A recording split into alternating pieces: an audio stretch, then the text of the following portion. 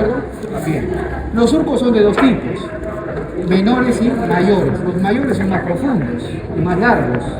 Y se les llama, a los surcos mayores también se les llama cisuras. Y digo también, porque tú le puedes decir surcos tranquilamente.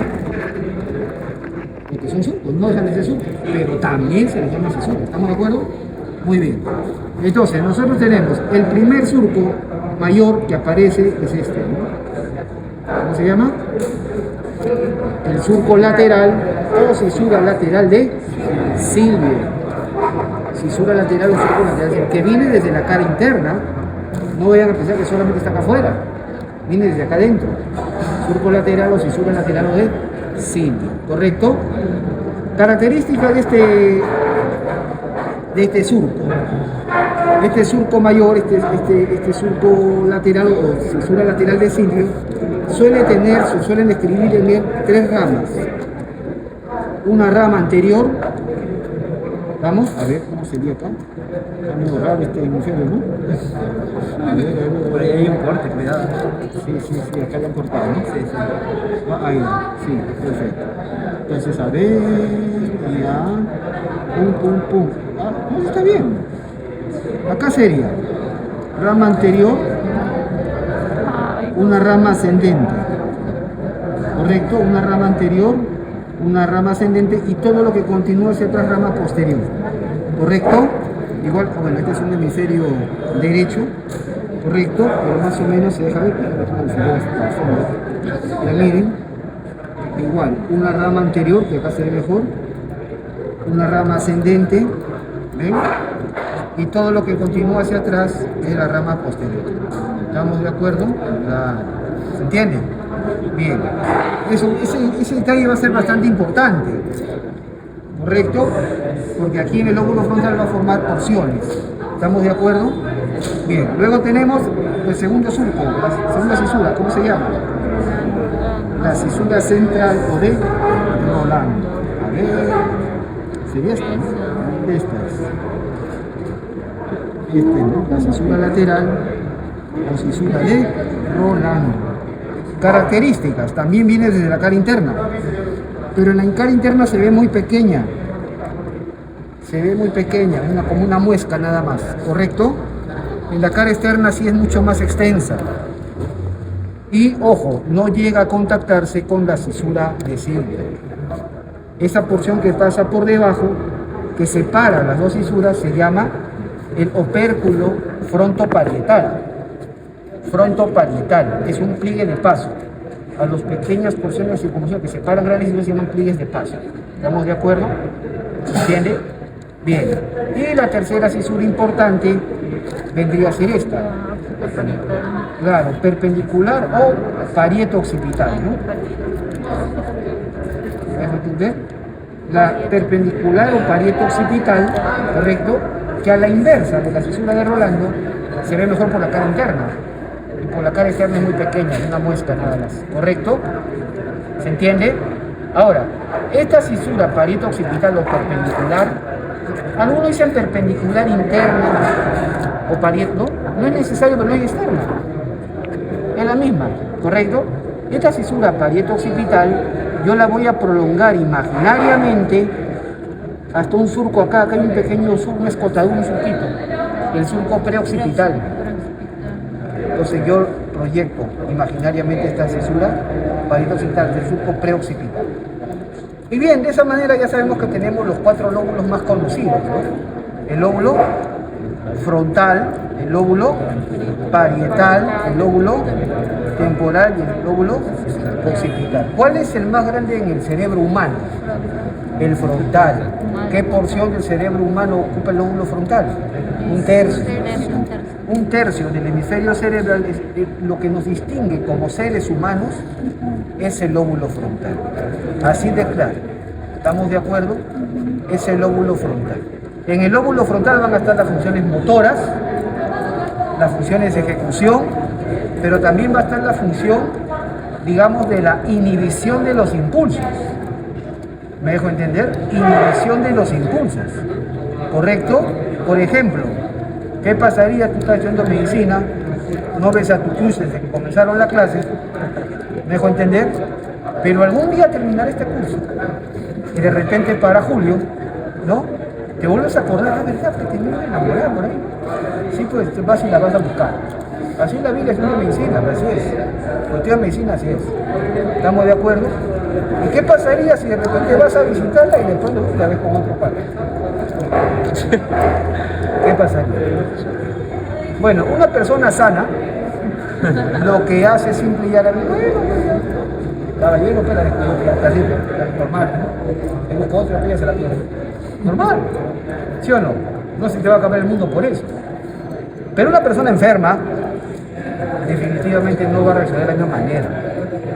Se le van a ir todos los impulsos encima y luego ven las noticias. Luego ven los noticieros. Asesinatos, feminicidios, crímenes, agresiones, suicidios. Así de claro, porque el suicidio es con depresión y la depresión es una enfermedad. Así de claro. ¿Estamos de acuerdo? Entonces, igual la agresión, la ansiedad, a veces no son enfermedades. Así de claro. ¿Se entiende? Entonces, ¿por qué? Porque en el lóbulo frontal, en la parte más anterior, nosotros tenemos el área prefrontal, que es el área de inhibición de los impulsos, lo que te dice, tranquilo, tiene solución. ¿O qué pasaría si, por ejemplo, sales muy tarde de acá de la universidad, vives en una zona un poco, de repente se fue la luz por tu barrio, se fue la luz, y de repente llegas a las 10, 11 de la noche a tu casa con tu mochilita, ¿no? Y la calle está media desierta, y estás caminando a tu casa y de pronto aparecen dos personas de aspecto sospechoso detrás tuyo, caminando. En ese momento, ¿qué haces? Pues tus impulsos te vas a entrar en miedo, ¿no? Pero tu potencia prefrontal dice, no, ratito, calcula, razona, mira, ¿dónde te puedes meter y esconder? ¿Hay otra persona cerca para que la acompañes? ¿O hay una puerta donde meterte? O por último, pues donde piedra, Pablo, acá morimos los tres, ¿no? Una vaina. ¿Se entiende la idea? No solo, no caigo, acá estamos todos juntos. ¿Estamos de acuerdo? ¿Se entiende? Es decir, razonas. ¿Dejo entender? Entonces, todos esos criterios de inhibición, de valoración de las situaciones, de inhibición de los impulsos, ¿no? Lo que yo digo, pues, raciocinio, juicio, análisis del contexto, está en la corteza prefrontal. ¿No han visto el caso del famoso Phineas Gage? Claro, un capataz que le puso un fierro de 1 metro de largo, 9 centímetros de circunferencia, ¿no? Lo curioso fue que le entró por debajo del pómulo y le salió por encima de la cabeza, entró y salió ¡fum! Como un proyectil. Cayó privado, naturalmente. Lo curioso es que sobrevivió, ¿no? Y era un capataz. Y bueno, pues la cosa es que cuando lo operan y todo, pues le habían poblado en la parte anterior del lóbulo frontal. Le controlaron la hemorragia, todo, ¿no? Sobrevivió, pero cambió radicalmente su actitud, ¿no? Era una persona que era pues puntual, responsable, bueno, parecía un estudiante de San Fernando, pues, ¿no? Una persona de bien, siempre mesurado, opinaba cuando tenía que opinar, no decía la primera estupidez que se le venía a la cabeza. ¿Me dejo entender? ¿Estamos de acuerdo? Pues acá estamos en un país donde todo el mundo cree tener la razón, ya la con una pasión, ¿no? Entonces, uno siempre mesurado, razona, analiza, se frena. ¿Vale la pena discutir con esto? No. Si cree que tiene la razón, es un problema. ¿Estamos de acuerdo? Entonces, ¿pero qué pasó después del accidente? Se transformó totalmente, o sea, fue todo un caso para la neuropsiquiatría, ¿no? Se volvió desinhibido, todo lo que si una mujer le gustaba, no, se le abalanzaba encima, o sea, totalmente desinhibido. ¿Me dejo entender? Si a alguien se le provocaba una molestia, algo, le explotaba, ¿no? ¿Me dejo entender? Ese fue el famoso caso de Phineas Gage, ¿correcto? Hasta que ya pues, lamentablemente murió ya abandonado prácticamente, ¿no? Entonces, eso pasa. Entonces, lo que nos distingue como seres humanos, lo que nos distingue de otras especies es nuestro lóbulo frontal. 30% del volumen sería el lóbulo frontal. Segundo lóbulo más grande, ¿cuál es? El temporal. El temporal, 25%. La cuarta parte del volumen del lóbulo temporal. El tercero, parietal, 20%. Y el más chiquito, un octavo, 12.5%. Si sumas, un tercio, ¿no? 33%. Un quinto, perdón, un cuarto, 25%. Un quinto, 20%. Un octavo. Sumas, no llegas así. Falta. Falta el quinto lóbulo, descrito por un neuropsiquiatra, el doctor Christian Reiner. La ínsula, el lóbulo de la ínsula. ¿Qué significa una ínsula? Una isla. El lóbulo de la ínsula o la isla de Rein, con I latina, Rein, que significa, o sea, el lóbulo aislado prácticamente, el quinto lóbulo. ¿Qué tengo que hacer para verlo? Tengo que separar los bordes de ¿quién? De la cisura de Silvio. Ahí están las mariposas que sientes cuando te enamoras de alguien. Así de claro. El lóbulo del amor. Cuando llega tu cruz de las emociones, digamos, de las respuestas viscerales frente a las emociones. Es decir, había con una persona que te gusta, que te llama la atención, tensión en el estómago, está nervioso, una ciudad, un viaje, ¿no entiendes? Bueno, pero para no serlo tan tomado asunto, también cuando diste tu examen después de postular 40 veces en San Marcos, no, mentira, hay casos. Pero yo postular a la universidad, no, San Marcos es cosa seria. Desafinar es cosa seria. Es más seleccionado que el espermatozoide elegido. ¿Estamos de acuerdo? Entonces, porque las mujeres es al azar, eso es intencional. Entonces, cuando uno has dado el examen, tú estás seguro que has hecho el examen, estás esforzado al máximo, has exprimido tu cerebro y estás esperando la nota. Sale la nota. Hasta que de pronto en el WhatsApp te diga, ya salieron las notas, en ese momento que sientes. Ay, no, mi corazón se acelera. Y en ese momento, como digo, depende de qué lado de la puerta del baño estés. Así de claro. Depende de qué lado de la puerta del baño estés, porque te sientes de todo. ¿Me puedo entender? Lo mismo va a ocurrir cuando estoy nuevo, lo mismo va a ocurrir cuando estoy examen de accidentado, lo mismo va a ser bienvenido al juego. Es una vida intensa de emociones. Esas sensaciones viscerales que tú sientes en una respuesta emocional, la ínsula. ¿Estamos de acuerdo? Muy bien, la ida de rey. Es el quinto lóbulo. Y hay un sexto lóbulo. El lóbulo límbico. Límbico. Que viene del término limbo. ¿Qué significa limbo? Borde, margen, ¿no? Límite, limbo. Miren, ¿ah? Esto ya lo vimos la vez pasada, ¿se acuerdan o no? No voy a olvidarlo. ¿Qué era esto? El cuerpo calloso. ¿Cómo se llamaba esto? Pico del cuerpo calloso. ¿Cómo se llamaba esto? Rodilla del cuerpo calloso. ¿Cómo se llamaba esto? Cuerpo o tronco. ¿No? Y la bolita rodete o esplenio del cuerpo calloso. No puede fallar. Pico, rodilla, cuerpo, tronco y rodete o esplenio. ¿Estamos de acuerdo? Ya vimos lo que había abajo. ¿Se acuerdan? El septum lucidum, el fornis, el tálamo, el hipotálamo. ¿Se acuerdan que vimos cada núcleo? No tanto. Decimos el tálamo. ¿De acuerdo? Muy bien. Ahora miren, encima, rodeando por fuera el cuerpo calloso, miren ustedes. Aquí, miren, aquí debajo, acá tenemos el tálamo y debajo el hipotálamo, ¿cierto? ¿Cómo se le llama al borde anterior del hipotálamo? Ahí llegó la luz. ¿Cómo se le llama al borde anterior del hipotálamo? Un poco tranca esta pregunta. La comisura atraviesa este elemento, pero está bien muy cerca. ¿Cómo se le llama al borde anterior del hipotálamo? Se le llama la lámina terminal. La lámina terminal. Y en la parte superior, ya que lo he mencionado, y lo voy a enseñar con blanco, mira, con blanco. Aquí está la comisura blanca anterior, que atraviesa en sentido transversal la lámina terminal. Esa es la comisura blanca anterior. Y si hay una comisura blanca anterior, debe haber la posterior. ¿Dónde está la comisura blanca posterior? ¿Dónde la buscan? ¿Se acuerdan acá la placa tectal? Los tubérculos cuadrigéminos o colículos, superior e inferior.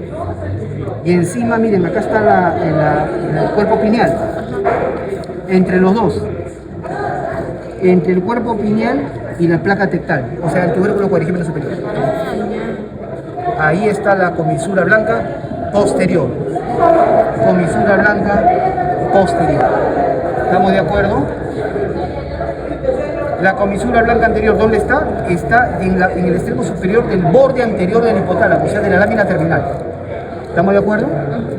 Y la comisura blanca posterior está encima de la placa tectal y debajo del cuerpo pineal. Funciones. La comisura blanca anterior, ¿para qué sirve? ¿Para qué sirve la comisura blanca anterior? ¿Qué conecta? ¿Qué comunica entre sí? Si es una comisura, pasa de derecha a izquierda y izquierda a derecha, ¿verdad? ¿Qué comunica? Comunica los complejos amigdalinos. Comunica los complejos amigdalinos. La doctora Mesa, estoy seguro, les ha hablado del complejo amigdalino, el núcleo amigdalino, el cerebro, que tiene 3 núcleos: el vaso lateral, el córtico medial y el intermedio central. ¿Verdad? No he hecho la clase ayer, pero sí. El núcleo, ¿se acuerdan que les dije quién controla los impulsos? ¿Quién controla los impulsos? La corteza prefrontal. Pero la pregunta es, ¿quién despierta los impulsos? El complejo amigdalino. La amígdala cerebral, como le dicen. Es el centro de los digamos, la ira, la cólera, el miedo, el pánico. ¿Me dejo entender? Esos instintos que uno tiene por sobrevivencia. ¿Estamos de acuerdo?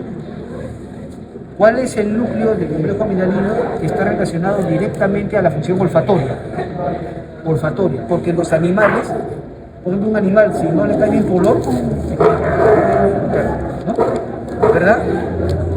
¿Me puede entender? El núcleo vasolateral. Vasolateral, el complejo amigdalino. Entonces, esta cosa personal, la comisura blanca anterior, comunica los complejos amigdalinos, específicamente los núcleos vasolaterales, los núcleos que tienen que ver con respuestas instintivas estimuladas por olfato. Ahora, los seres humanos, definitivamente los seres humanos no nos regimos tanto por el olfato, pero ¿están seguros que el olfato no despierta ninguna respuesta? Les aseguro que sí. Les aseguro que sí. Si después de un tiempo ustedes perciben un aroma, un olor, de pronto evoca un recuerdo. Por ejemplo, qué sé yo, el perfume de una persona, qué sé yo, el aroma de un ambiente, ¿me dejo entender? ¿Verdad? Claro, tiene que ver con la respuesta límbica. ¿Estamos de acuerdo? ¿Se entiende? Entonces, o sea, no es que no despertar las respuestas de ira a todos, sino, pero sí va a respuestas emocionales. ¿Estamos de acuerdo? Entonces, esa es la comisura blanca anterior. ¿Y la comisura blanca posterior para qué sirve? Pregunta, ¿cómo se llama el núcleo parasimpático perteneciente al tercer par craneal, que está en el mesencéfalo y que se encarga de hacer la miosis? Es bien conocido. ¿Han visto las columnas de los pares craneales? Está en la columna visceromotora general, en el plano dorsal del corte encefálico. ¿Cómo se llama el núcleo parasimpático que pertenece al tercer par craneal y que se encarga de la miosis? Es bien conocido. El núcleo de Edinger-Westphal. ¿Se acuerdan? No se preocupen, ustedes son recuerdos inteligentes, yo creo que es así. ¿Estamos de acuerdo? Nada más estoy afinando. ¿Estamos de acuerdo? ¿Cómo se llama el núcleo parasimpático, el tercer par craneal? Este mesencéfalo. Y hace la miosis, el núcleo de... Bueno, se le llama el núcleo iridoconstrictor. Contra la pupila. Iridoconstrictor, o simplemente yo digo el núcleo miótico. O el núcleo de Edinger-Westphal. ¿Me dejo entender? Pero ustedes se han dado cuenta que cuando una pupila se contrae, digamos, si yo tapo un ojo, cubro un ojo, al paciente le cubro un ojo y le ilumino con una linternita solamente un ojo, ese ojo naturalmente frente a la luz que va a hacer la pupila se va a contraer, va a ser miosis. Y aunque el otro ojo no esté estimulado, ¿se va a contraer también o no? Sí, la respuesta siempre, las pupilas, siempre trabajan juntas. ¿Eso cómo se llama? Eso se llama isocoria. Isocoria. Por eso nosotros decimos que en condiciones normales las pupilas siempre son isocóricas. Siempre deben estar casi prácticamente al mismo tamaño. O las dos se abren o las dos se cierran. Si tú ves una pupila francamente más dilatada que otra, eso no es normal. Eso son anisocoria. Eso no es normal. ¿Estamos de acuerdo? ¿Se entiende? Entonces, para que las dos pupilas trabajen juntas, significa entonces que los núcleos de Edinger-Westphal deben estar comunicados. ¿Quién comunica? La comisura blanca posterior. ¿Y cómo se llama clínicamente esa respuesta de que las dos pupilas trabajan juntas? Se llama el reflejo consensual. Reflejo consensual. Es decir, las dos pupilas están en consenso. ¿Estás de acuerdo? Tú te contraes, yo te contraigo. ¿Estamos de acuerdo? Tú te dilatas y yo me dilato. O sea, las dos pupilas trabajan en consenso. Trabajan juntas. ¿Estamos de acuerdo? entonces por la comisura blanca posterior. Esa es la importancia que tiene, ¿ya chicos? Bien, entonces miren, hemos visto acá la lámina terminal, ¿correcto? ¿Para qué la señalo? Voy a quitar esto de las comisuras. Voy a quitar los elementos del cuerpo calloso. Miren, si ya sé que el borde anterior del hipotálamo se llama lámina terminal, ¿cómo se llama esta porción de la corteza que está inmediatamente delante del hipotálamo? La circunvolución paraterminal o el giro paraterminal. La porción de corteza que está inmediatamente delante del hipotálamo. Giro, circunvolución paraterminal. Y la que está delante de él se llama la circunvolución o el giro subcalloso. Subcalloso. ¿Me dejo entender? Paraterminal y subcalloso. Van dos. Sigo sumando. Luego del giro subcalloso empieza este giro que va alrededor del cuerpo calloso. ¿Cómo se llama?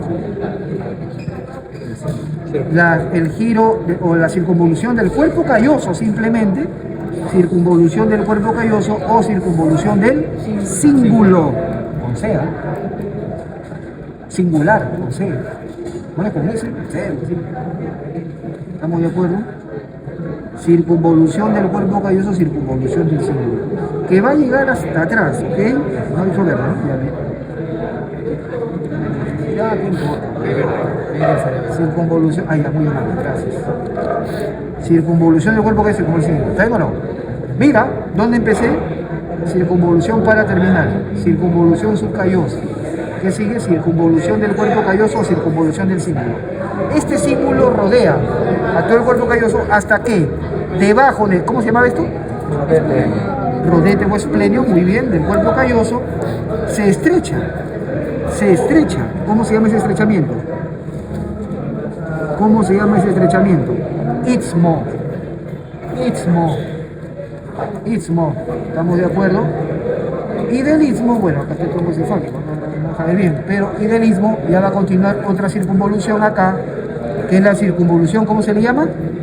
Del hipocampo. Circunvolución del hipocampo. O también se le llama parahipocampal, es lo mismo. Una cosa, doctores, es circunvolución del hipocampo, ¿vamos? Y otra cosa es el hipocampo, propiamente. El hipocampo propiamente. El hipocampo es una formación interna. Lo que nosotros vemos afuera es la superficie de la circunvolución. ¿Estamos de acuerdo? Pues se llama giro del hipocampo o giro parahipocampal. Para significa fuera de. ¿Estamos de acuerdo? Y el hipocampo termina en su extremo anterior doblándose así. En su extremo termina, esa es pregunta típica, todos los años preguntan. Miren, desde hace 150 años que vengo enseñando anatomía, siempre me he preguntado, ¿cómo se llama el extremo anterior del hipocampo que se dobla hacia atrás? El uncus. Muy bien, doctor. Uncus. U-N-C-U-S. El uncus del hipocampo. ¿Estamos de acuerdo? No se olvide. ¿Cuál es la importancia de la circunvolución del hipocampo? Que adentro está ¿quién? El hipocampo. A la circunvolución tú le dices circunvolución del hipocampo o circunvolución parahipocampal. Perfecto. Y al hipocampo le dices el hipocampo a secas o le dices la formación del hipocampo. También se le llama así. ¿Me dejo entender? En la profundidad del giro está el hipocampo. Y en la profundidad del uncus, ¿qué hay? El complejo amigdalino, doctores. Lo que hace un rato hablaba. El complejo amigdalino. ¿Estamos de acuerdo? Está en la profundidad del uncus. ¿Me dejo entender? Entonces, fundamental. ¿Ya, chicos? Entonces, bien. Todo este es el famoso lóbulo límbico, o también llamado lóbulo de Broca. Fue descrito por el mismo autor del área del lenguaje, Paul-Pierre Broca, neurocirujano de París, en 1861. ¿Cuáles son las partes del lóbulo límbico? 1. Circunvolución paraterminal. 2. Circunvolución subcallosa. 3. Circunvolución del cuerpo calloso o del cíngulo. 4. Istmo. Istmo. 4, ¿no? 5. Circunvolución del hipocampo o parahipocampal. Perfecto. Y 6. Uncus del hipocampo. ¿Estamos claros? No puede fallar. Esos son los componentes. Lo que pasa es que Broca definió este lóbulo como la región que rodea al cuerpo calloso y que rodea al mesencéfalo. Al mesencéfalo. ¿Correcto? Bien, chicos. Eso es entonces lo esencial. Y ese es el sexto lóbulo. ¿Quedó claro? Bien, una vez entonces que hemos definido ya los lóbulos del cerebro, ahora sí, pues ya hacemos lo que el resto del mundo hace. Miren, a ver, el lóbulo frontal. Ya sabemos que el lóbulo frontal es esto, ¿no? En la cara externa, ¿cuántas circunvoluciones tiene el lóbulo frontal? 3. 4. En la cara externa, doctores, el lóbulo frontal tiene 4 circunvoluciones. ¿Cómo se le llama esta? Bueno, chicos, ¿cómo se llama esta circunvolución? ¿Cómo se llama esta circunvolución?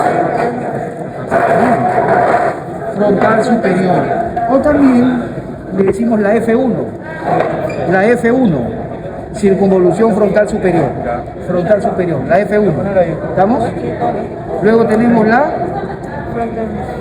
circunvolución frontal media. Frontal media. O F2. F2. ¿Estamos de acuerdo? Frontal media. F2. ¿Y si hay una superior a media, debe haber? Extremadamente simple. ¿Estamos de acuerdo? Pues no nos vamos. La circunvolución frontal inferior. ¿Estamos de acuerdo? Frontal inferior. La F3. ¿Estamos de acuerdo? ¿Hasta ahí está claro? F1, circunvolución frontal superior. F2, circunvolución frontal media. F3, circunvolución frontal inferior. Recontra fácil. ¿Estamos de acuerdo? Muy bien. Y me falta una más. La F4. La F4 es la circunvolución. Así es. Se le llama frontal ascendente. Frontal ascendente o, como está delante de la cisura central o de Rolando, ¿cómo se llama también? Prerolándica o central. ¿Se da cuenta? Nada más. Así de claro. 4 circunvoluciones en la cara externa del lóbulo frontal. F1, circunvolución frontal superior. F2, circunvolución frontal media. F3, circunvolución frontal inferior. F4, circunvolución frontal ascendente, prerolándica o precentral. ¿Estamos de acuerdo? Pero ahora viene un detalle, y esto es pregunta también obligada de examen práctico. La F3. En la F3 se están metiendo las 2 primeras ramas de la cisura de Silvio. ¿Se acuerdan? La cisura de Silvio tenía una rama anterior y una rama ascendente, ¿se acuerdan? Ya, estas 2 ramitas se meten en la F3 y la van a dividir en 3 porciones. Así de fácil. En 3 porciones. Perfecto, muy bien. Entonces, ¿cómo se llaman las porciones? La más anterior, ¿cómo se llama? Porción orbitaria. Porción orbitaria, excelente. La segunda porción, que está precisamente entre las 2 primeras ramas de la cisura triangular. Triangular. Porción triangular. Triangular, ¿eh? No, piramidal, ¿no? ¿Así se llama? Triangular. Triangular, ¿ya?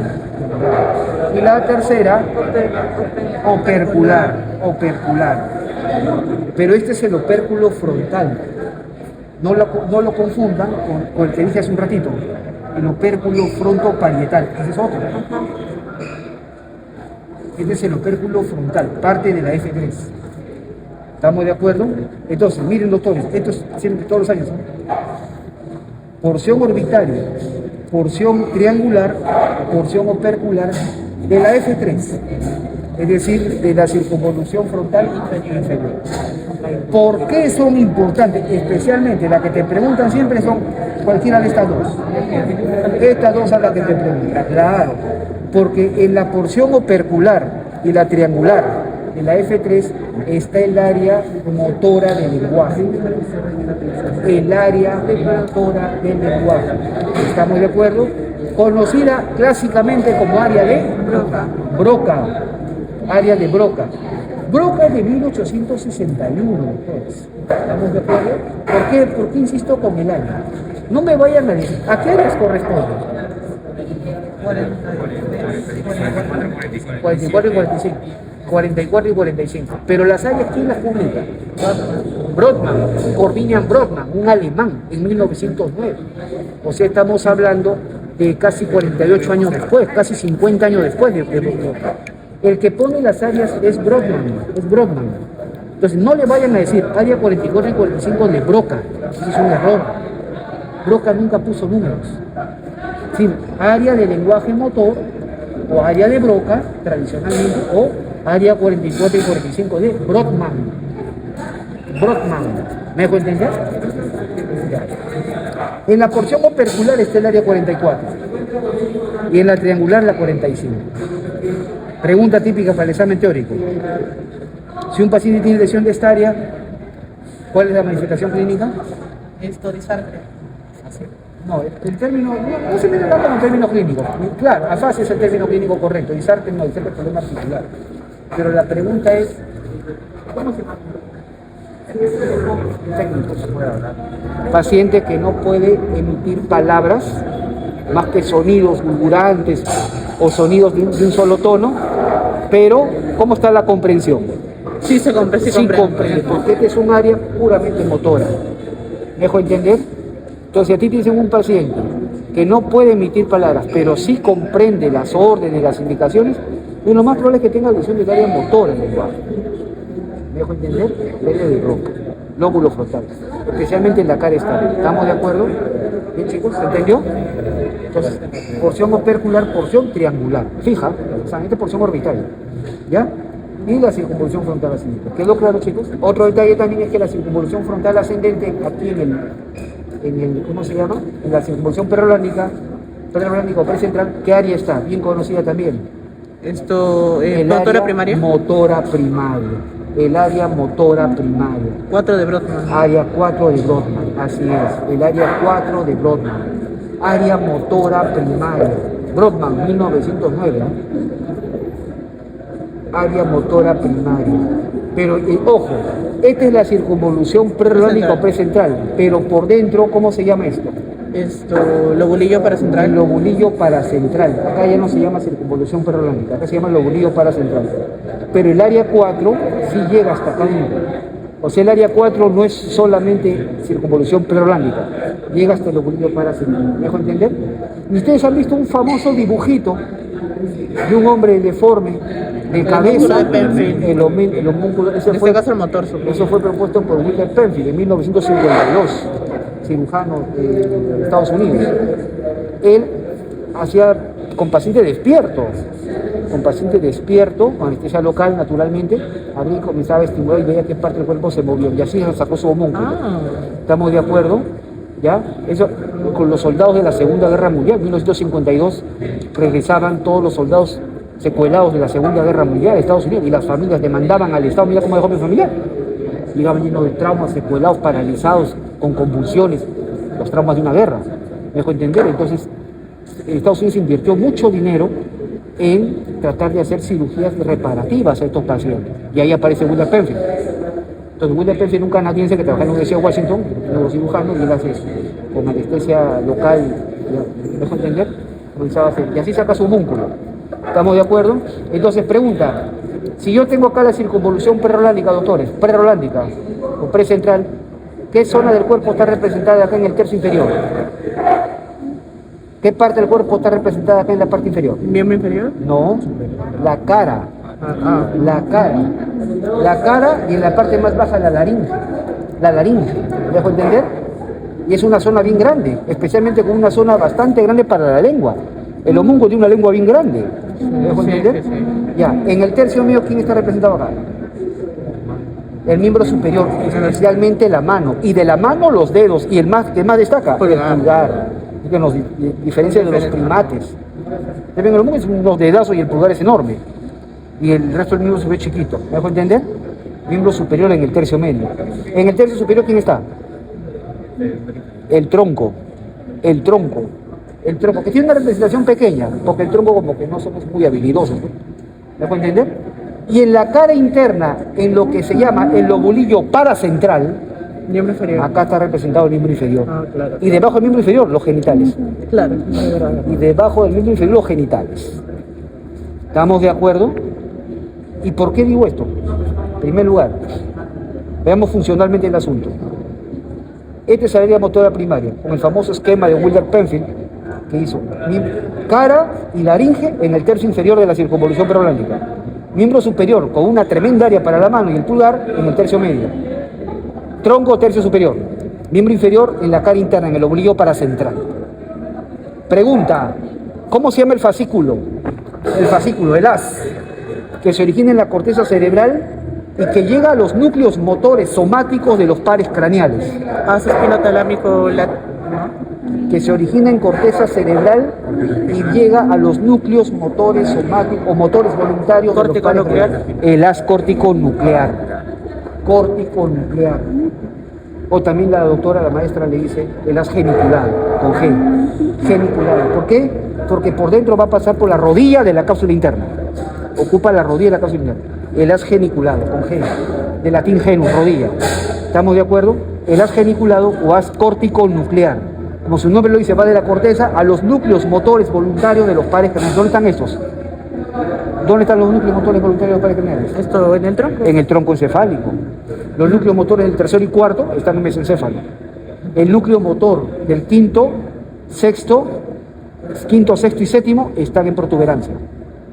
El núcleo motores voluntarios del noveno, décimo y décimo segundo, me salto el 11, el bulbo. El 11 está en médula espinal. ¿Estamos de acuerdo? Entonces este haz córtico nuclear va a ir bajando esos núcleos. ¿Me dejo entender? Y por eso controla acá los movimientos de la cara, la cabeza, los ojos, la lengua. Claro. ¿Estamos de acuerdo? Y del resto, de todo lo demás del área 4, es decir, 2/3 superiores de la circunvolución prerolándica y en el obligo paracentral, de todo el resto del área 4, hasta el obligo, que ¿cómo se llama el fascículo que se origina en corteza y va a llegar a la médula espinal para controlar los movimientos del resto del cuerpo? El córtico espinal. El córtico espinal, o llamado clásicamente haz piramidal, porque pasa por las pirámides vulgares. ¿Estamos de acuerdo? Entonces, de los 2/3 superiores de esta circunvolución más el obligo paracentral, de ahí se origina el haz córtico espinal. Córtico espinal o haz piramidal. Una cosa, doctores, es decir, haz piramidal, que es lo mismo que haz córtico espinal, y otra cosa es decir sistema piramidal. Son cosas distintas. Cuando uno habla de sistema piramidal no es un concepto anatómico, es un concepto funcional. Y cuando habla de sistema piramidal incluye a los dos haces. O sea, sistema piramidal igual haz córtico espinal o piramidal y haz córtico nuclear o genicular. O sea, tiene que ver con el sistema motor voluntario de todo el cuerpo humano. Y se origina en el área motora primaria, área 4. ¿Estamos de acuerdo? Eso es lo principal, lo esencial, ¿eh? Ya, muy bien, perfecto. Ya hemos visto el lóbulo frontal. Acá, lóbulo parietal. Lóbulo parietal, acá está detrás de la circunvolución rolándica, o de la cisura rolando, perdón. ¿Qué tenemos acá? En la parietal por fuera, ¿cuántas circunvoluciones vamos a tener? 3, ¿no? Una. ¿Cómo se llama la primera? ¿Está acá? La P1. Es parietal superior. ¿No? P1, parietal superior. P2. Parietal inferior. Parietal inferior. Parietal inferior, ¿no? Correcto. Y P3. Postcentral. Parietal ascendente, ¿no? Igual que la frontal. Parietal ascendente. Postcentral, muy bien. O post-rolante. Profesor, ¿por qué el término ascendente? Bueno, lo han mencionado así de abajo para arriba. Los autores así lo escriben. ¿Correcto? Parietal ascendente. P1, parietal superior. P2, parietal inferior. P3, parietal ascendente. Parietal ascendente. ¿Estamos de acuerdo? Nada más, recontra fácil. Extremadamente simple. ¿Estamos de acuerdo? Bien. ¿Qué áreas son importantes acá en el lóbulo parietal? Lóbulo parietal, así como dije, el lóbulo frontal es el lóbulo motor y el de la inhibición de los impulsos, como les dije. Cuando hablamos del lóbulo parietal hablamos del lóbulo Sensorial. Sensitivo sensorial. ¿Correcto? El lóbulo sensitivo sensorial. De arranque, en la circunvolución postrolándica postcentral tenemos el área sensitiva primaria o somatosensitiva primaria, ¿no? Sensitiva o somatosensorial también dicen. ¿Qué número de Brodmann es? Ah, es 3, 1 y 2. 3, 1 y 2, de adelante para atrás. 3, 1 y 2. ¿Estamos de acuerdo? ¿Ya? 3, 1 y 2. ¿Estamos claros? Área somatosensorial o simplemente área sensitiva primaria. Si te dicen somatosensorial, es sensibilidad corporal. Porque si dijeran sensorial a seca, sería un órgano de los sentidos. Claro. ¿Me dejo entender? Somatosensorial o sensitivo, primario. En el área, perdón, en la circunvolución porolángica, pero hay un detalle. En el extremo inferior de esta circunvolución hay otra área. En el extremo inferior de esta circunvolución postrolándica, en el extremo inferior, en lo que le llaman el opérculo parietal. Acá, en el extremo inferior de la circunvolución postrolándica hay un área específica, que es sensorial, para un órgano de los sentidos. ¿Cuál es? El área 43. Área 43. ¿Nasal quizá? ¿Ah? ¿Nasal quizá? No, los respiratorios están por dentro. Verdad. Los olfatorios están por dentro. Área del Gusto. gustativa primaria. Área gustativa primaria. 43. 43. Entonces, área, lo que le llamamos el opérculo parietal, o decimos el pie de la circunvolución porrolándica. El pie de la circunvolución porrolándica, área 43. O sea, aquí el área 4 ocupaba todo, pero aquí las áreas 3, 1 y 2 no llegan hasta el final. Respetan el extremo inferior de la circunvolución porrolándica, eso lo separas para el área 43. Área gustativa, gustativa primaria, para los sabores, área sensorial del gusto. ¿Estamos de acuerdo? Muy bien, perfecto. Nada más, es lo principal. Acá las áreas 4 y 5 son datos sensoriales secundarias para integración de sensibilidad fina. Esa es teoría. ¿Estamos de acuerdo? Quiero destacar lo esencial. Y otro detalle que también quiero romper mitos. ¿Ya? Con la doctora estamos plenamente de acuerdo en esto, miren. Acá nosotros tenemos lo siguiente, miren. Acá estaba la porción final de la cisura de Silvia, ¿se acuerdan? La cisura de Silvia termina acá, en una forma así ascendente, ¿sí? Sí, claro. ¿Cómo se llama esta circunvolución que rodea a la porción terminal de la cisura de Silvia? Supramarginal. El giro supramarginal, así es. Que algunos también dicen el pliegue curvo, también dicen el pliegue curvo. O el giro supramarginal. ¿Me dejo entender? Ese es el área 40. Ahí va a estar el área 40. Ahorita voy a explicar de qué se trata. Área 40. Y detrás, miren, acá yo tengo la cisura de Silvia, ¿verdad? Y debajo de ella hay otro surco. Angular. El surco temporal superior. El surco temporal superior. Y si yo llego al extremo de atrás de él, voy a ver otro giro. El giro marginal, claro, el giro marginal o giro angular. El pliegue angular. ¿Correcto? Entonces, área 39. Ya. Área 39. Giro angular, área 39. Giro supramarginal o pliegue curvo, área 40. ¿Estamos de acuerdo, doctores? No puede fallar. Es fácil. Colegio, tú no entendiste. ¿Qué funciones tiene? El área 39, el giro angular, está directamente relacionado a la comprensión de la lectura. Comprensión de la lectura. Cuando uno lee, ¿qué hace?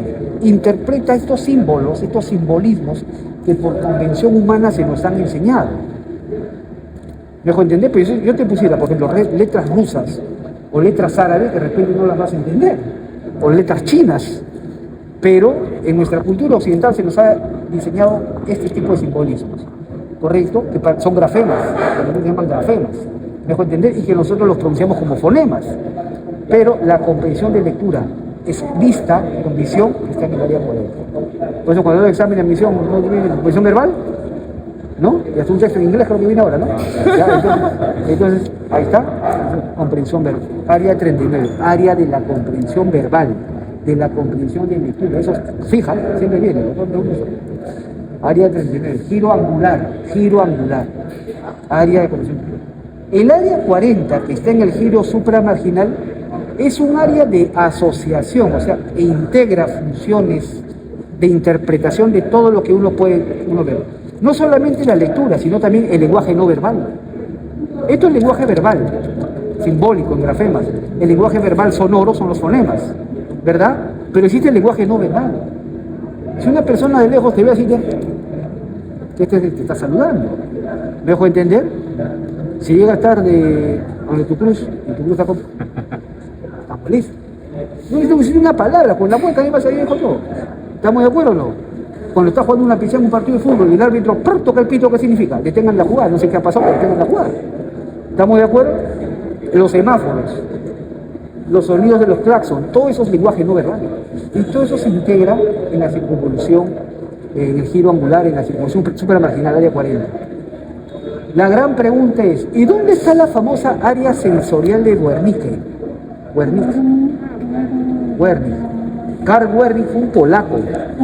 Y a diferencia de Broca, lo que pasa es que Broca era neurocirujano. Y como neurocirujano tiraba su neuroanatomía. Y Broca dejó bien clarito, acá está el área motora del lenguaje, o sea, no hay duda, Broca lo dejó bien claro, pero Wernicke no lo dejó claro. Wernicke es fue un neuropsiquiatra polaco, Karl Wernicke, neuropsiquiatra polaco. Él se dio cuenta en autopsias de los pacientes que habían tenido problemas de comprensión verbal, que había una zona acá que tenía que ver con la comprensión, pero él no tipificó, dijo, está en esta zona, no lo dijo. Entonces, todos los sucedáneos, todos los autores posteriores, se han matado investigando dónde está la bendita área. Y ya ahora la neurociencia lo ha esclarecido claramente. Ahí la doctora Mesa, por si acaso, también estamos plenamente de acuerdo en eso. El área de Wernicke no está en el lóbulo parietal. No está en el lóbulo parietal, doctores. Está en el lóbulo temporal. ¿En dónde? Esta circunvolución de acá, ¿cómo se llama? La circunvolución temporal superior. Sí. La T1, en el tercio posterior. En el tercio posterior de la T1. Ese es el área de Wernicke. ¿Y a qué área corresponde? Área 22. Área 22 de Brodmann. Pregúntenle a la doctora, por si acaso. Área 22. Bien, échenme la culpa. ¿No me han dicho que está bien o no? ¿Estamos de acuerdo? Entonces, el área de Wernicke ahora está tipificado ya. Está en el tercio posterior de la circunvolución temporal superior, o sea, de la T1. ¿Me dejo entender? Y corresponde, de acuerdo al mapeo que dejó Brodmann, al área 22. ¿Ya? Entonces, Profesor, ¿y los números de Brodmann tienen algún criterio en sí, algún orden? Hay una historia ahí de Brodmann. Lo que pasa es que Brodmann es de 1909. Si tú calculas tiempos, 10 años atrás, sí, 1999, el padre de la neurociencia actual sacó su teoría neuronal, ¿no? ¿Quién es el padre de la teoría neuronal? Santiago Ramón y Cajal, premio Nobel español, el único premio Nobel de medicina que tiene España. Vean, su obra es impresionante. Y él sacó su teoría neuronal. Por primera vez se veían las neuronas, se veían las conexiones. Él estableció los circuitos. Todo lo que nosotros vemos ahora como vías tiene más de 100 años. Brodmann lo sacó, ¿correcto? Tanta pleitesía le rinden a Santiago Ramón y Cajal que en Estados Unidos, en el Instituto, ¿cómo se llama? Algo de cerebro, ¿correcto? A los que aprueban la maestría ahí les regalan un libro de Santiago Ramón y Cajal. Entonces, para ellos es la joya. ¿Estamos de acuerdo? Entonces, bien, la cosa es que él saca la teoría neuronal y por primera vez se veían neuronas, conexiones, se entendió pues que todo esto estaba conectado. Antes se ignoraba por completo. Antes se creía lo que proponía Camillo Golgi, el italiano, Golgi. Él hablaba de una red y de células aisladas. Pero todo eso cambió con Santiago Ramón y Cajal. Cuando Santiago Ramón y Cajal da la estocada con la teoría neuronal, ahí toditos los neurocientíficos se destapan en investigar neuronas. Entonces ahí aparece Corbinian Brodmann, un alemán, que 10 años después de que Brodmann sacó su teoría neuronal, él hace un estudio histológico. Por eso cuando ustedes ven el estudio de Brodmann dice estudio citoarquitectónico, arquitectura celular, eso es lo que te está diciendo, arquitectura celular, citoarquitectónico. El mapeo que hace, y eso también quiero de una vez, hay gente que dice las áreas funcionales de Brodmann, estaban hablando estupideces, así de claro. En la ciencia no hay que tener piedad con lo que se dice, ¿estamos de acuerdo? Es decir, Brodmann no hizo un estudio funcional. Los estudios funcionales han venido después con las imágenes, con cosas así. Brodmann hizo un estudio histológico, hizo un estudio citoarquitectónico. Ahí está en todo internet en los libros. Entonces, él comienza con su microscopio, ¿han visto? La doctora de repente les ha hablado de corteza homotípica, heterotípica, Sí. heterotípica, granular, agranular. Eso es de Brodmann. Eso es de Brodmann. Y que la doctora muy bien lo explica. Eso es de Brodmann. Corteza homotípica, heterotípica, granular en áreas sensitivas. A granular, lo que pasa es que Brodmann, con la tinción que usaba, que era tinción argéntica, Brodmann no veía las neuronas piramidales. Él veía puras neuronas granulares, no veía piramidales. Por eso él decía, áreas con neuronas granulares, granular, y sin neuronas granulares, a granular. Ahora sabemos, más de 100 años después naturalmente, sabemos de que la zona donde faltaban neuronas es porque hay neuronas piramidales. Actualmente yo le diría granular y piramidal, le diría, pero Santiago Ramón y Cajal lo puso como granular y granular. ¿Estamos de acuerdo? Por eso que la doctora dice granular en áreas sensitivas y agranular en áreas motoras. Porque en áreas motoras están neuronas piramidales. ¿Estamos de acuerdo? Entonces, así de simple. Entonces, lo que hace Brodmann es un estudio histológico y comienza a tomar muestras y describe 52 áreas que encontró con diferencias citoarquitectónicas, histológicas, 52 áreas. Lo que cuenta la historia detrás de cámaras, como dicen el spoiler, lo que cuentan el spoiler de Brodmann, él dice que tenía un asistente, un ayudante, que cuidaba todas las láminas, y que hubo un accidente en su laboratorio, no sé qué pasó, y que todas las láminas, y por eso es que las áreas tienen un jornal, porque nadie entiende la lógica. Eso es el único spoiler que aprende. Pero lo que quiero destacar acá es que Brodmann es un estudio histológico. Entonces, cuando hablan de Brodmann, decimos estudio citoarquitectónico o área citoarquitectónica o áreas histológicas, pues usan nomenclatura actual, áreas histológicas de todo. ¿Me puede entender? Ahora, la neurociencia moderna está corroborando lo que este genio dijo. Que realmente es un estudio impresionante, ¿no? Con un microscopio. Ahora tenemos todo, ¿no? Por eso el hombre llegó a la luna con una computadora más simple que tu celular. Entonces, ya, ¿quedó claro? Entonces, ya.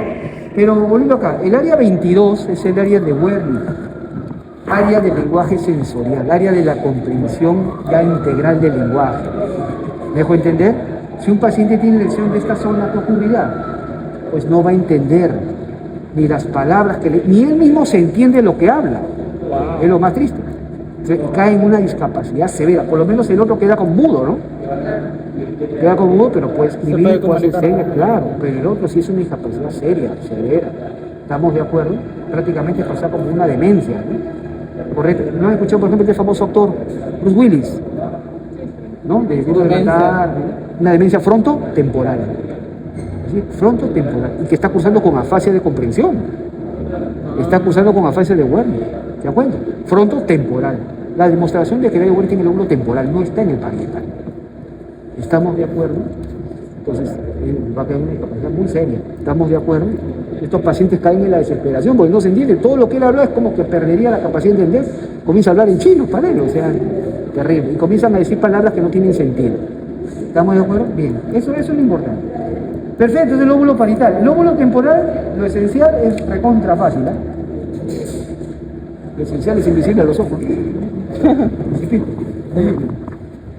Ya, miren. Lóbulo temporal recontra pichanga. Circunvolución temporal superior, T1. Circunvolución temporal media, T2. Circunvolución temporal inferior, T3. Nada más. Ya, de acá lo importante es la T1. ¿Por qué? Ya les acabo de decir. En el tercio posterior, ¿quién está? El área 22. Área del lenguaje sensorial de Wernicke. Ya, es en el tercio posterior. Y justo delante de ella, en el tercio medio, está el área 41 y 42. 41 y 42, que tiene que ver con las áreas auditivas. Y miren, hay un detalle interesante. Si yo abro la fisura de Silvio, ¿a quién veía al fondo? A la ínsula. A la ínsula. Pero sin llegar al fondo, miren la cara superior de la T1. ¿Ah? Así es. Sí, las fisuras transversales. Los giros transversos, la circunvolución transversal, o de Hessel. H-E.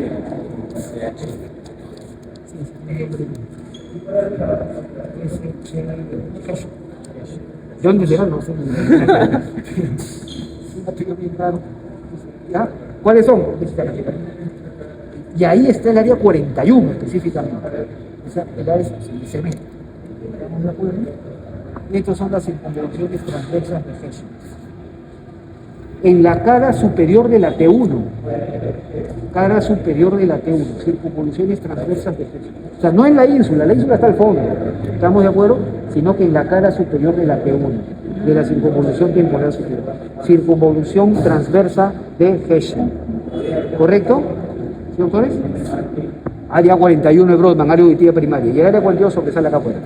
Están justo delante del área Wernicke. Casualidad no es. Por algo están juntas, ¿no? La auditiva con la de lenguaje comprensible. ¿Estamos de acuerdo? Entonces, ¿se entiende? Eso es lo importante, ¿ya, doctores? Entonces, por si acaso, el área de Wernicke no es el área 39 y 40. No es todo junto. El área de Wernicke claramente es el área 22. Vamos a ver, ya les dije dónde está. Muy bien, eso es ese es por fuera. Y por acá el lóbulo occipital. Ahora miramos por dentro, por dentro. Este es más fácil. Este es más fácil. ¿Ya se acuerdan cómo se llamaba esto? La circunvolución del cíngulo. Circunvolución del cíngulo. O si no te acuerdas, circunvolución del cuerpo calloso. También vale. Es parte del lóbulo límbico. ¿Se acuerdan? Ya, muy bien. Acá adelante, por delante y por encima de la circunvolución del cíngulo, ¿cómo se llama esto? Frontal media. Frontal medial o frontal interno. Muy bien. La circunvolución frontal interna o frontal medial. ¿Estamos de acuerdo? Ya, correcto. Miren ustedes, no he hablado tanto de surcos, pero miren, acá hay una fisura que separa el cuerpo Perimarginal. No, ¿cuál? pericalloso. Pericalloso. Pericalloso. Está haciendo eso. O le llaman fisura del cuerpo calloso, nada más. Claro. Fisura pericallosa del cuerpo calloso, ¿correcto? Separa el cuerpo calloso de la circunvolución del cíngulo. Ya. Esta fisura sí es completa, rodea todo el cuerpo calloso, desde adelante para atrás. Pero justo por delante y por encima, acá hay otra fisura. Ahora sí la calloso marginal. Calloso marginal. Pero esta fisura no llega hasta atrás como la otra. Mira, fisura calloso marginal de pronto va para arriba. Marginal. Va para arriba. Esta porción vertical de la fisura calloso marginal tiene un nombre. Se le llama el surco marginal. Calloso marginal. Surco marginal. No, ¿por qué te crees? Fisura calloso marginal y este es surco marginal. O sea, la porción ascendente se llama el surco marginal. ¿Estamos de acuerdo? Ya. Perfecto, hasta ahí lo tengo. Ahora mira, por delante acá aparece otro surquito. ¿Cómo se llama este surco? El surco precentral.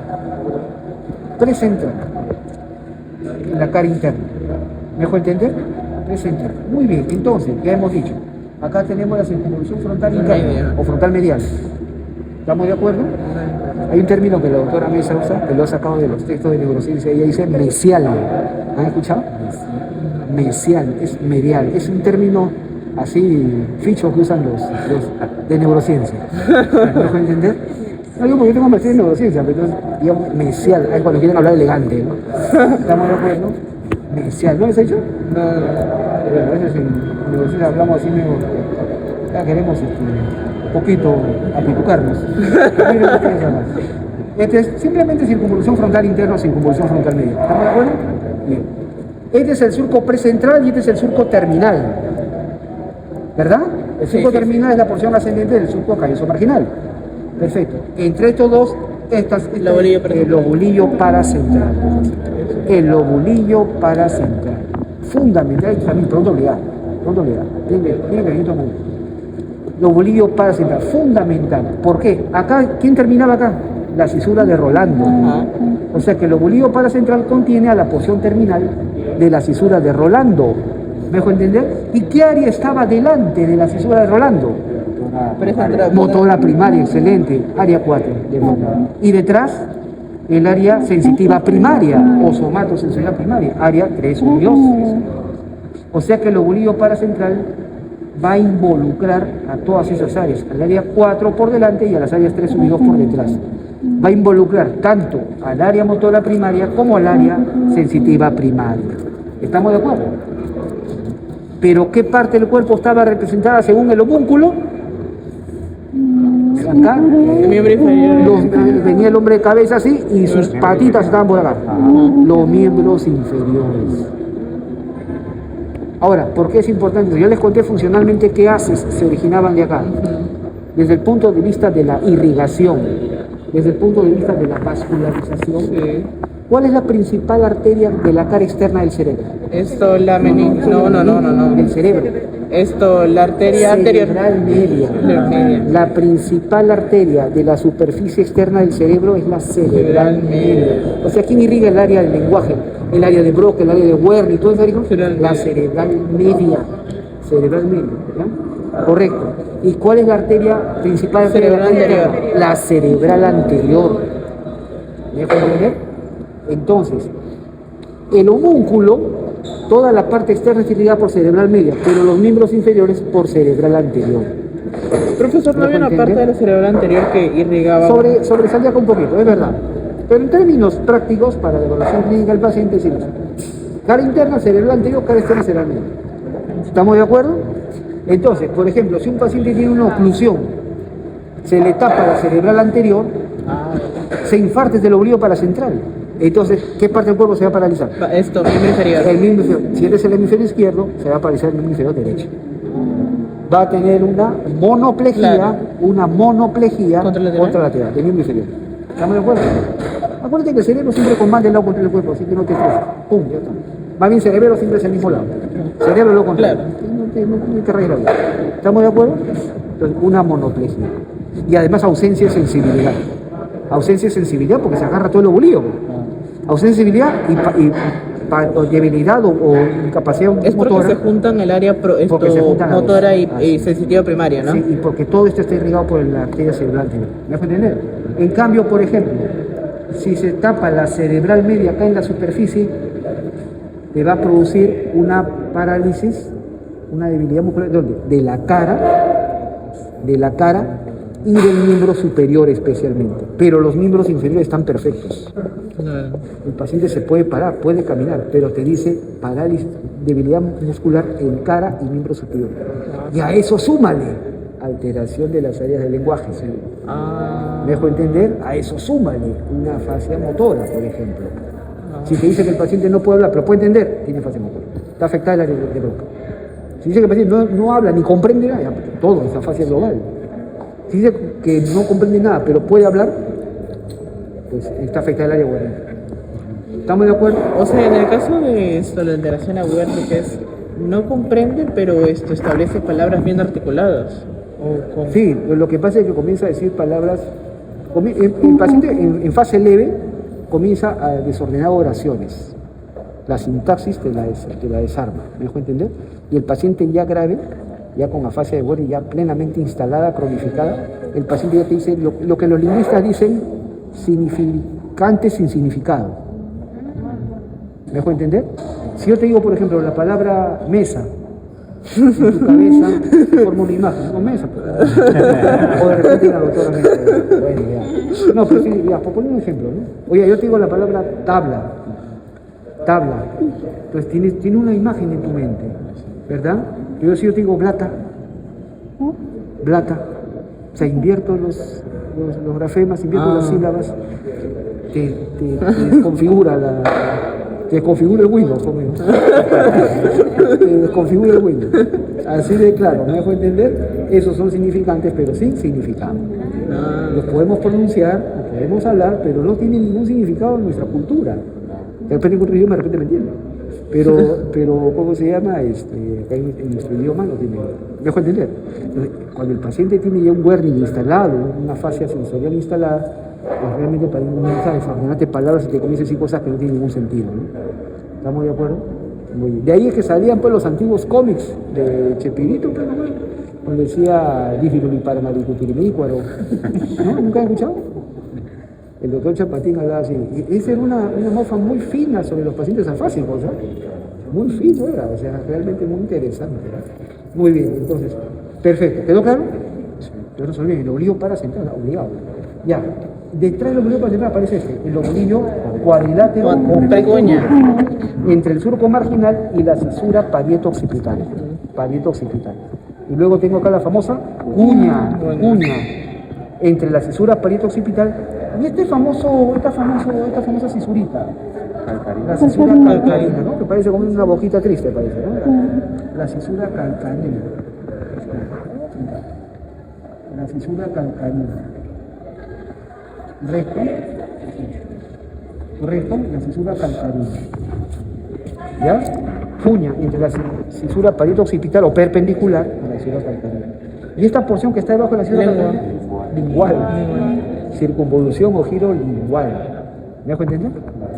Bien, eso es lo esencial. ¿Ya? Ya hemos visto la cara externa y la cara interna. Cara inferior, a ver. En la cara inferior, a ver, acá en la cara tenemos un tercio anterior, es plano y pertenece al lóbulo frontal. Y 2 tercios posteriores, Temporo-occipital. Temporo-occipital. Bien, acá, el lóbulo frontal pegado a la línea media, el giro recto o circunvolución recta.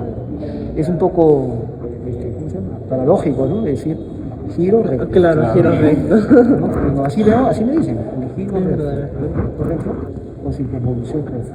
¿Me puede entender? Y estas que están acá, las circunvoluciones orbitales, que están separadas por una Cruciforme. una forma de H, bueno, surcos orbitarios también le dicen, ¿no? Forma de H, de K, de M, diferentes formas tienen. ¿Ya? No se complican las cosas. Y 4 giros orbitales. Anterior, giro orbitario anterior, giro orbitario posterior, giro orbitario lateral y giro orbitario medial. Qué bonito los Lo importante es separar el giro orbitario medial del giro recto.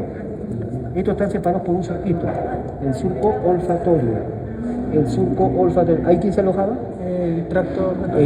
La cintura olfatoria, bulbo olfatorio. ¿Se acuerdan? Ya está. Eso es lo esencial. ¿Ya? Y bueno, acá en la parte inferior, bueno, este es un poquito más amplio, eso ya lo podemos ampliar mañana. ¿Ya? Ya chicos, eso es entonces. Muchas gracias, doctor. Entonces ya mañana continuamos con esto y vemos la parte